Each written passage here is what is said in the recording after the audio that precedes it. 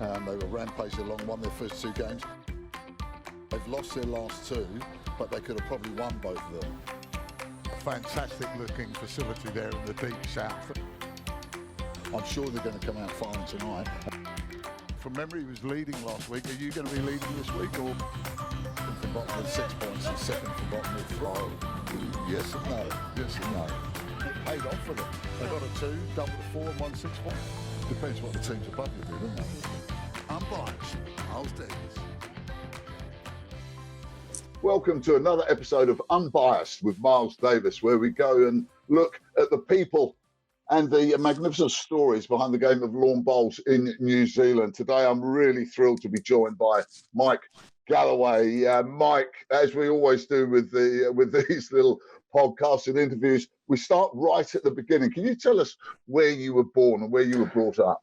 I was born in Palmerston North, the mighty Manawatu. How long was that where you spent most of your childhood?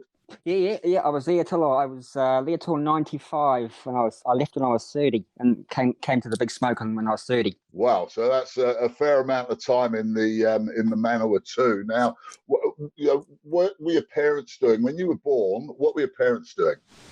Actually, my dad was a milkman back in the younger days, and I helped him pushing around all the milk trolleys, and because everybody had milk bottles in those days, put them out the front of the gate, and you went around and swapped the milk for them. And my mum was a stay-home mum. She raised the 3 of us at home. So there were siblings. Whereabouts in the pecking order are you on the siblings? I'm the oldest. First one off the block. Yeah. Yeah, no, me too. It's a privileged but also an onerous position. Yeah, correct. Yeah, I was here. Your parents practice everything on you, and then by the time it gets to the youngest one, they broke the mold on me. Yeah. Yeah, fair enough too. So where did you? We'll start off with your primary school. Where did you go to primary school? Went to a little school called Takaro Primary School, actually. And whereabouts is that in Palmerston? Or is it in the suburbs? That's in Highbury, the suburb of Highbury in Palmerston North. Right, and have you got many memories of that? Do you remember any teachers or really what it was like? Long way back now, long time ago. I can't remember a lot of it, to be fair. We all walked to school, of course, in those days. Not much. Just too far to remember for me these days, I think. Okay, well, we'll let you off for that one, and we'll move you slightly forward to your to college. Where did you go to college? I went to Queen Elizabeth College, which was. There was Palmerston Boys High School. They both schools back to back. So I got on the old push bike. Everybody had all the bike racks in those days and bike to school. I enjoyed high school actually. So why Queen Elizabeth, not Palmerston North Boys High? Can you remember? I think you had to be in the know to get into Boys High. It was quite an exclusive school, and it still is quite an exclusive school. But I went to a co-ed school at QEC. It was good. Enjoyed it. Oh, I suppose that gives the advantage being a co-ed rather than just a boys school. Yeah, and what were you like as a student, Mike? Yeah, I wasn't on the high on the academic side. Managed to I got schools here the second time around, so I wasn't the top of the academic side, but I like the outdoors. And obviously, then you obviously got into the greenkeeping straight from school. Well, we'll get onto that in a minute because that's fascinating that you get straight into that. What about sports at school? What sports did you play? I managed to make the first 11 for the cricket. That was obviously through the summertime. In the wintertime, I did Harriers cross country. Oh right, so a bit of running. Racing. Yeah, running. Yeah. I enjoyed that. My dad was a runner. My grandfather was a runner. So I did the next, carried on the generation. And how good were you at running? Yeah, I had my times. I think I won the Manawatu champs one year. Didn't put enough time in it, to be fair. If I'd trained a bit more, I think I might have got more results. But I was happy to do the running.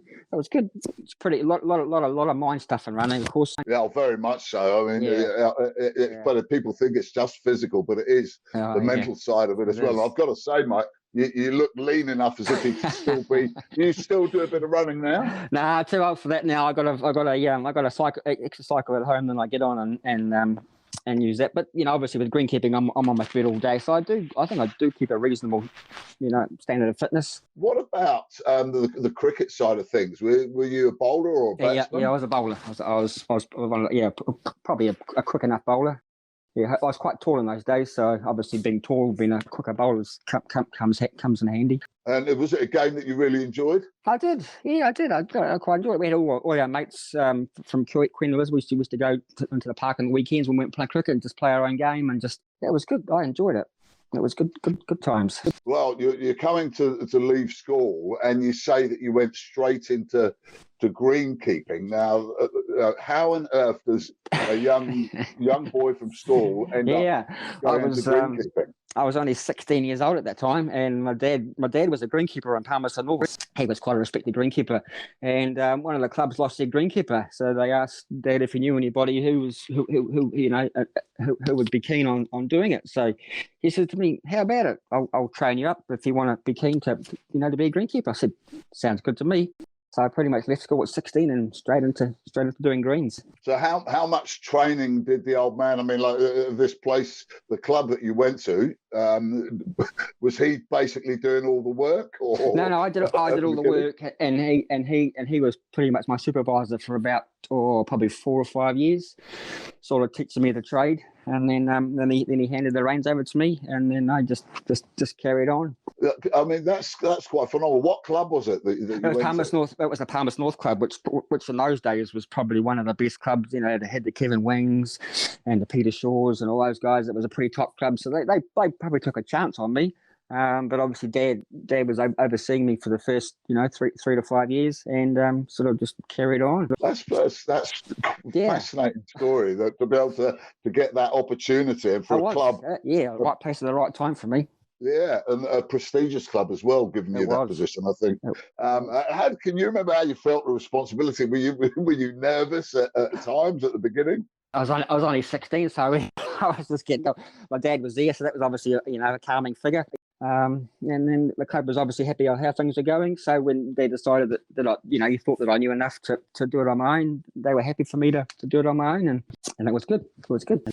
Did you do much training after that? Other than that your father did? You just pick it up, all the time. Always, obviously you're dealing with Mother Nature, so things can change a lot. So you just got to try and be one step ahead of Mother Nature. And in Palmy it was pretty cold in the winters, and just trying to be one step ahead of Mother Nature all the time. What is do you believe is the biggest difference between, say, looking after a bowling green or looking after some other bit of grass that's floating around, whether you're tending lawns or golf courses what is the unique feature of bowling greens? Oh, because you're cutting the greens, below 1 mil, so they've got to be perfectly flat. It's a fine line between putting too much water on and not enough water on, and the wear and tear on the greens, and it's just a fine line at times.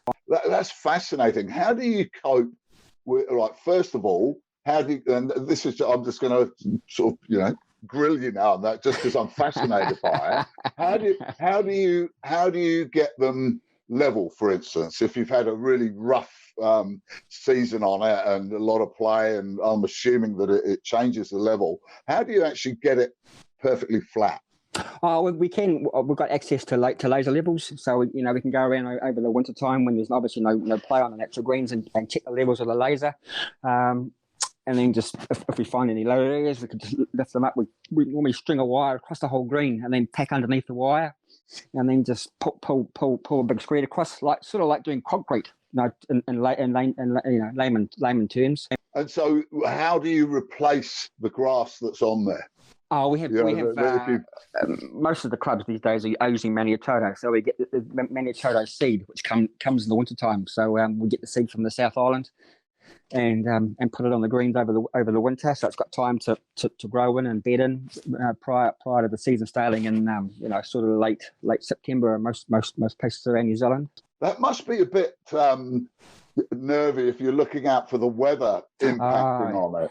Yeah. Obviously, in the past we've had a lot of washouts with new greens being done, but these days we use what they call a paper mache, and we put the seed into the paper mache and then spray it on the green, so it sort of sticks. It sort of sticks to the paper mache, so it stops the seed from getting washed out. And as the paper mache dissolves, the green just grows.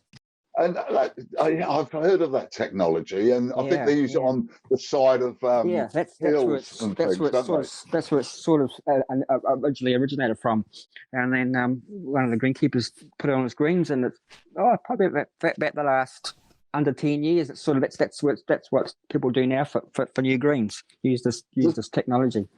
Does that papier-mâché stop the birds from attacking it? Well, birds don't eat it. No birds don't like. They just don't like that seed. Like I said, no, they prefer grass seed.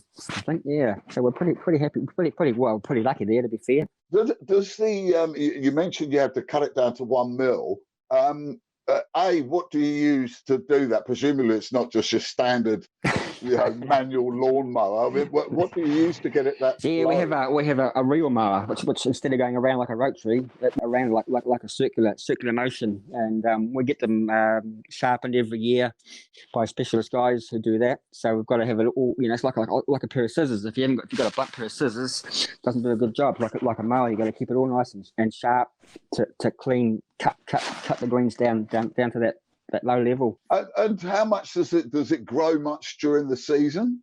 I suppose in the springtime, like most things, the springtime we'd probably cut. I cut probably 3 to 5 times a week. We're sort of not really cutting. We're just sort of really just trimming it. Instead of it growing up, we want it to grow sideways and spread out and just have a nice thick, the thick cover. We get that smooth roll of a Maniatoto. That's I was just imagining trying to sort of keep cutting it even. I mean, to me, it just sounds like a nightmare. Rather you than me, Mike, is all I'll say to that. One other thing, though, what is the greenkeeper's biggest nightmare?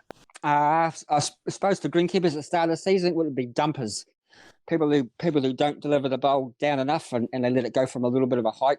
And so when it hits the ground, it takes a little divot out like a chipping wedge, to put it bluntly. A little bit of a dip on the green, and it takes a while to repair that for the start of the season. So what happens if you're getting those during the season? After springtime, the greens normally are hard enough to withstand those sort of stuff. So at the start of the season, the weather's a bit diffy and the greens are a bit soft. Plants are a little bit softish at times. So they're more prone, especially in the springtime, to that sort of damage. So if you're as a greenkeeper, how hard is it to detach yourself when you're playing a game and you can see people either side of you doing dam busters? If you're on your own greens, it probably does my head in. I just can't stand it. You just got to keep your mouth shut and just try not to say anything to them. But it's a hard watch. I better make sure I keep clear of you then, because I don't think I'm getting down low enough at the moment. But I shall work on it on your behalf. Sounds good. Sounds good. So anyway, and you're still greenkeeping now. I understand you're in charge of about 5 greens in Auckland at the moment. Yeah. I consult to about five clubs in Auckland. Keeps you pretty busy. I think I do about 8 or 10 greens now. So yeah, keeps you. Got a couple of guys, one guy that works for me, and I have a couple of guys that can roll the greens for me. So yeah, it's a time management thing for me, obviously, especially in Auckland. Right, now, you're still in Palmerston North as far as I'm concerned. Okay, so we're going to go back there. Yes. We know you've gone straight into greenkeeping from school, but when did you start playing bowl? So I suppose I was 16 when I started doing greens. I was 18 when I started playing bowls. So why did it take you 2 years after working on them to actually start playing? I suppose in those days I really wanted to learn the trade, so I was happy just to let Dad teach me what to do, and then just watch the players. I mean, there's probably a natural progression into start to play bowls, but I just wanted to make sure that I started on the right track and did the greens first. Yeah, no, fair enough. So what was your first introduction to bowls like? Was it something that you enjoyed straight away, or felt quite good at straight away? Yeah, I think I picked it up pretty quick, actually. First 5 years you're a junior, I won a few things down in Manawatu. I enjoyed it. It was good. It was good. Good balance of working and doing the greens, and then being able to play on the greens that you do. So when do you first start getting sort of representation, sort of honours? I had a pretty good junior career, and then I think I went straight into the senior team. I played a lot with Peter Shaw down there. He sort of taught me to trade, as in on the bowls, and then I made the Manor 2 team. I think my first year out, then just carried on the form, and when you play with good players, you sort of raise your game, and I really enjoyed it down there. Now, you obviously you sort of progress, and you end up winning a national title. Give us the year of that one exactly, because I've had conflicting information on it for your first national title, and tell us a bit about it. I won the New Zealand pairs with David Clark. That was 2001, I think it was, at Onehunga in Auckland. I played my two cousins in the final, Russell and Ian Meyer. That must have been a great occasion for the family. Oh yeah, we had all our wives there, and it was it was good. My grandmother flew up from Palmerston North, because obviously we're on both sides. Yeah, it was good. I mean, I was game down, I think, and had a backhand drive and to sort of keep us in the game, where we hit all the way. And won the next end, and then obviously won that title, because I lost the singles in the morning. I won the pairs in the morning and lost in the singles in the afternoon to Mike Kernahan on that same day. So you had 2 national finals on the same day? Yes, yeah. Won the pairs in the morning, and then I played Mike Kernahan in the afternoon and lost. He played too good for me in the final of the singles. Yeah. Well, that's not a bad little thing. Yeah. So what about New Zealand honours? Yeah, I think I played for New Zealand in 1998, I think it was. I think I played against Fiji in Auckland. Enjoyed that. And I think I had a couple of trips to Hong Kong with the great Peter Ballas and Paul Gergler. Played on the slow greens over there. Enjoyed that. That's a different experience playing on the slow greens. Yeah, I mean, people talk about that quite a lot. How different is it? I mean, if you can somehow quantify it, Mike, it might be too hard, but how different is it? Oh, it's a completely different game. Everything's different. The delivery, your tactics, everything's different. It's hard to explain because most of the slow greens here don't get below 15 seconds, even between 15 seconds and 12 seconds. It's a huge difference. The bowl's got to go so much faster to get up the other end. So you're basically your whole weight is changing as well. Yeah, the whole delivery changes pretty much. Now, I've heard that people practice on croquet lawns to get ready for those slow games. Is that true? That's true. Yeah. No, that's true. That's definitely true. Well, I've obviously managed to make the high performance squad this year, and we're playing on the greens that are in the British Isles are comparable to playing on croquet lawns. So we have to go and play on croquet lawns, and it's an education, different bowls, different delivery, different everything. On a personal level as well, you mentioned that you're about 30 when you left the Manor 2. What was it that brought you up to Auckland? Well, at the time, I think I'd done 13 years. Well, it might have been 25 when I left Palmy, actually, to be fair, looking back. Yeah. We wanted to, well, my wife was in hospital, so we decided to, wanted to further our careers. So I came up to, I went to Pakuranga, and then my wife went to Middlemore Hospital. She does ultrasound. So we just furthered our careers, come to the big smoke, and been here ever since. Right. Now, you say we furthered our careers. Which one of you is the major driver for the move? Probably I have to say my wife, I think. Yeah, that's what I was getting from that, Mike. So I just thought I'd ask you in there. Yeah. But you mentioned your wife, and your wife suddenly appeared out of nowhere. You haven't told us anything about it. How did you two meet? We actually met on a bowling green, to be fair.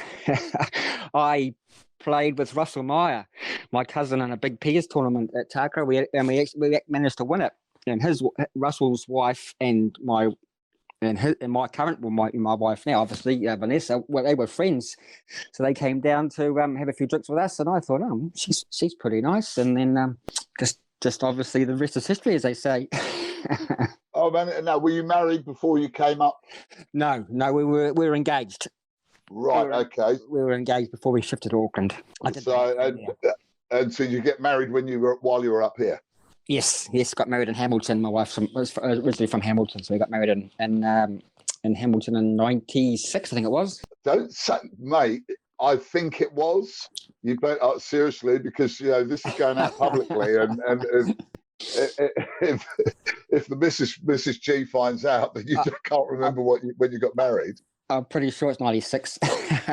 So fantastic. So your wife's working in ultrasound. You're working now. Where did you go to in terms of greenkeeping? What bowling club did you go to work at? I started at Pakuranga. We had 4 greens and 400 members. It was a huge, big club.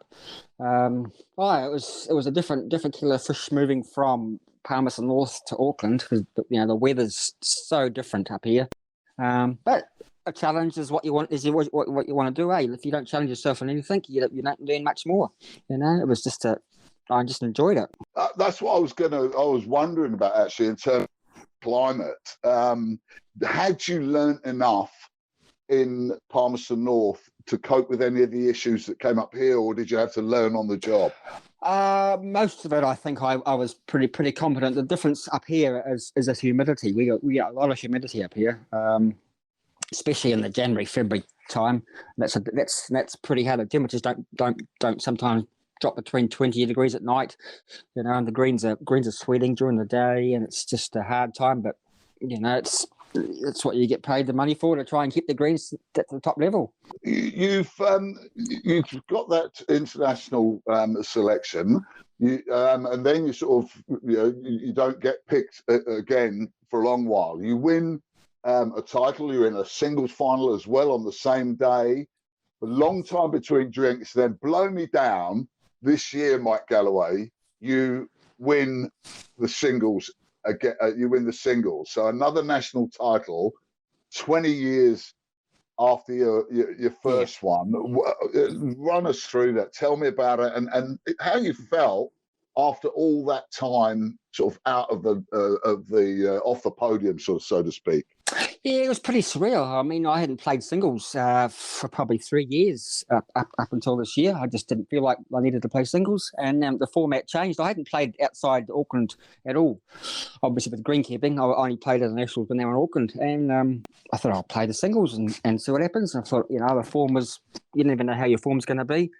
I played Dean Elgar, who won the singles a couple of years before that, and I thought, I'll see how my benchmark is, and I ended up beating him quite easy in the end. I thought, my form's going pretty good. I'll just carry on, and obviously the form was pretty good. I couldn't have played much better at that whole time. And then I got to the last day, and I thought, I'm only 3 games away from winning this. You got to believe in yourself when you get to that stage. And I was pretty focused. I was pretty focused on all of it, actually. Yeah, it still gives me a bit of a buzz when somebody says you're the New Zealand singles champion. It's something. It's probably the Everest of bowls for most players to win a New Zealand singles title. The names that are on that cup is pretty special. And my wife was at the final. My daughter was there. All my club mates from Royal Oak and Auckland. It was pretty surreal. I can feel your excitement coming through. Actually, Mike, I think I'm almost excited on your behalf, which you don't need. But had you ever? I mean, you said you hadn't even played singles for a while, man. Had you ever thought that you would never win another national title? Was it almost out of your mind? Yeah, no, I hadn't comprehended it at all. To be fair, that's probably why I was going into the singles and the pairs with no expectations.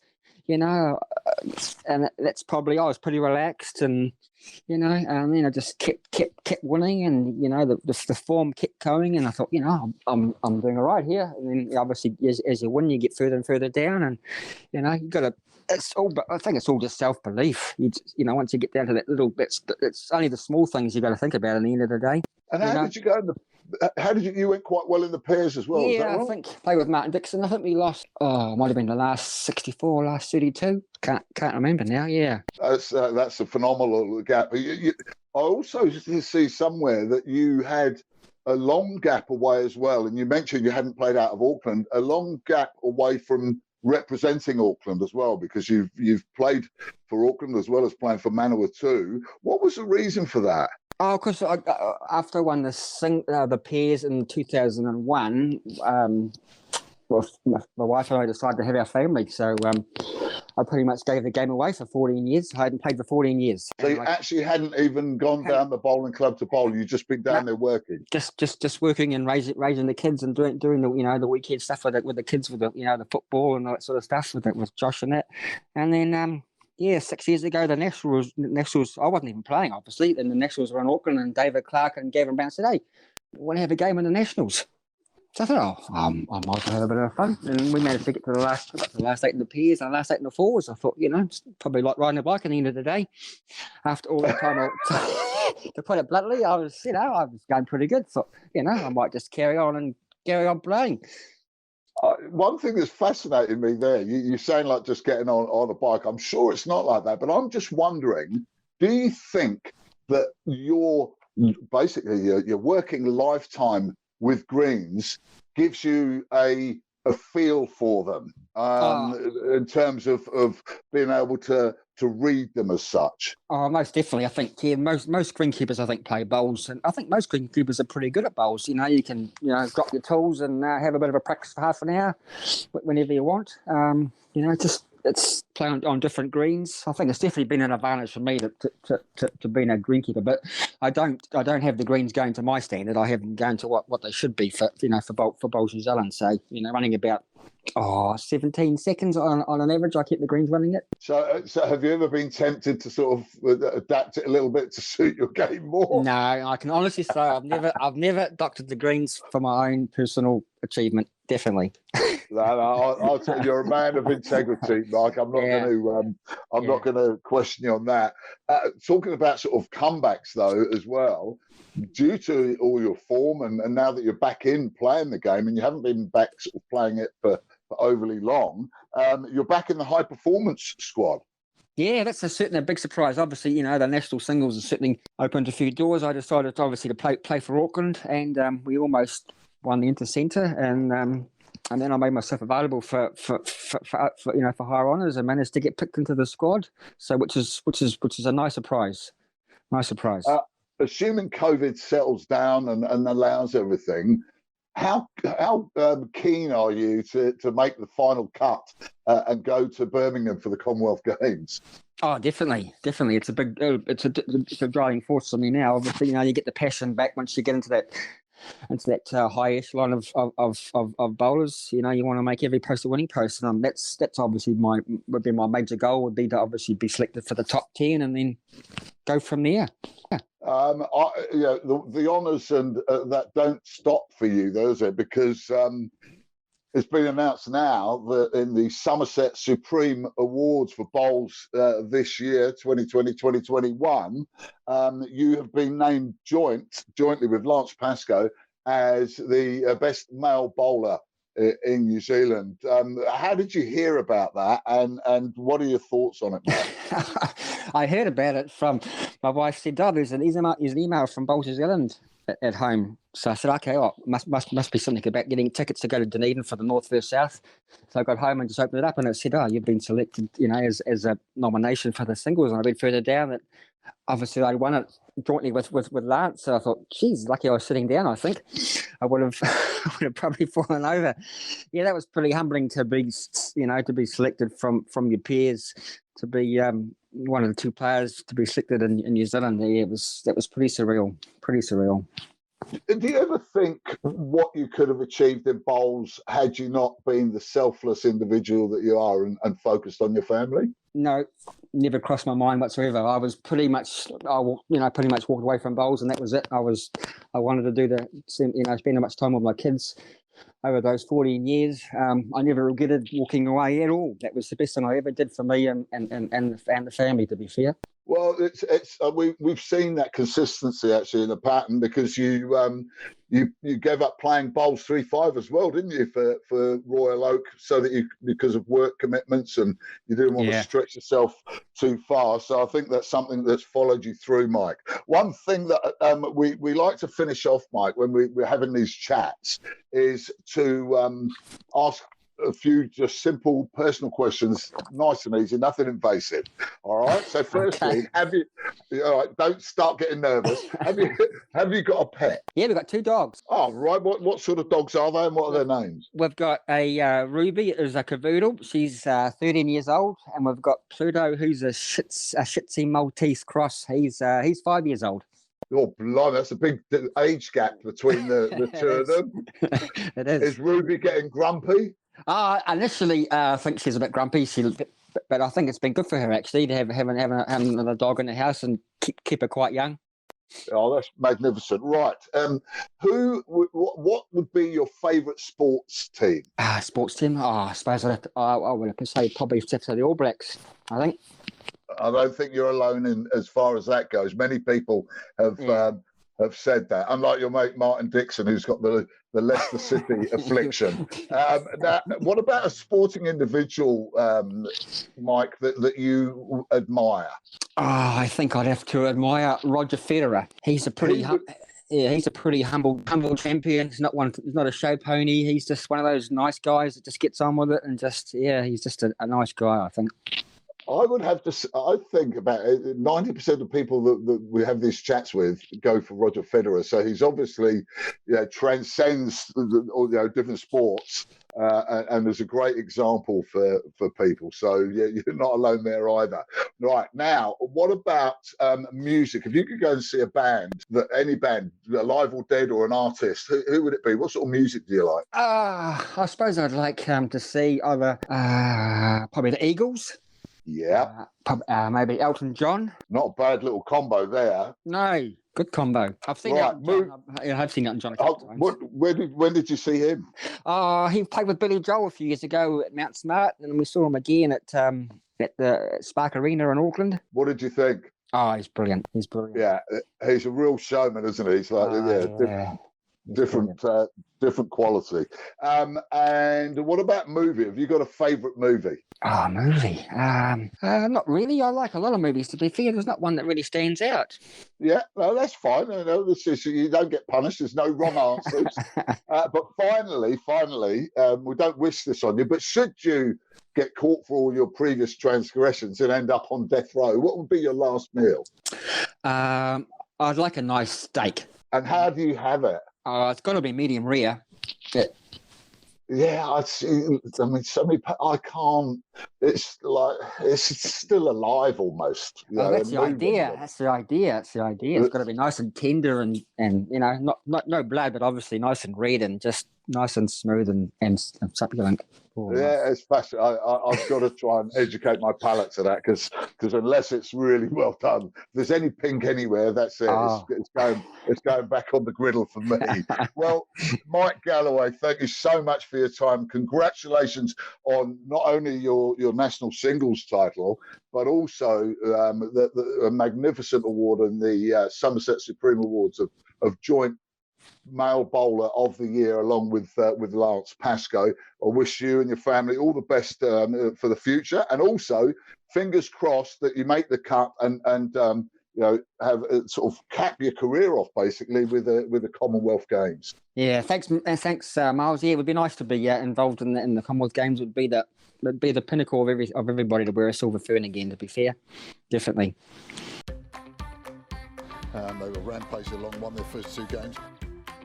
They've lost their last 2, but they could have probably won both of them. Fantastic looking facility there in the deep south. I'm sure they're going to come out firing tonight. From memory, he was leading last week. Are you going to be leading this week, or From bottom with 6 points and second from bottom with 5. Yes and no. Yes and no. It paid off for them. They got a 2, double the 4 and won 6 points. Depends what the teams above you do, doesn't it? Unbiased, Miles Davis?